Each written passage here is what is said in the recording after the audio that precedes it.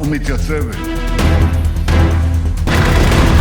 হঠাৎ করেই যেন স্তব্ধ হয়ে গেল পুরো ইসরায়েল। শহর জুড়ে এখন শুধুই সাইরেনের আর্তনাদ। লেবাননের রাজধানী বৈরুতের হিজবুল্লাহ ঘাঁটিতে ইসরায়েলের অতর্কিত বিমান হামলার পর মধ্যপ্রাচ্যের সামগ্রিক নিরাপত্তা পরিস্থিতি একদম বিস্ফোরণের মুখে এসে দাঁড়িয়েছে। এই চরম আঘাতের পাল্টা জবাব দিতে আর এক মুহূর্তও সময় নষ্ট করতে রাজি নয় তেহরান। গোয়েন্দা সূত্রগুলোর দাবি, আগামী কয়েক ঘণ্টার মধ্যেই সরাসরি সবচেয়ে শক্তিশালী মিত্র ইরান থেকে ইসরায়েলের মূল ভূখণ্ড লক্ষ্য করে বড় ধরনের হামলা হতে পারে। আর এই হামলা সাধারণ কোনো হামলা নয়, ধেয়ে আসতে চলেছে ঝাঁকে ঝাঁকে ভয়ঙ্কর ব্যালিস্টিক এবং ক্রুজ মিসাইল। তেহরানের এই সম্ভাব্য মহাপ্রলয় রুখতে ইসরায়েল জুড়ে এক অভূতপূর্ব থমথমে পরিস্থিতি তৈরি হয়েছে। ইরানি ক্ষেপণাস্ত্রের এই তীব্র আতঙ্ক মোকাবেলা করতে ইতিমধ্যেই সর্বোচ্চ যুদ্ধকালীন সতর্কতা জারি করেছে ইসরায়েল প্রতিরক্ষা বাহিনী বা IDF। নেতানিয়াহু বাহিনী খুব ভালো করেই জানে এবার প্রতিপক্ষ কোনো ছোট গোষ্ঠী নয়, স্বয়ং ইরান। তাই লেবাননের বৈরুতে সামরিক অভিযান শেষ করার পরপরই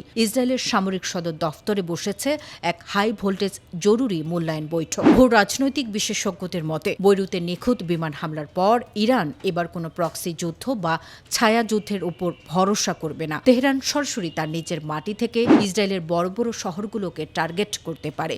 প্রতিরক্ষা বিশেষজ্ঞদের মতে মধ্যপ্রাচ্যের ভবিষ্যৎ এখন সম্পূর্ণ ঝুলে আছে ইরানের এক চালের উপর।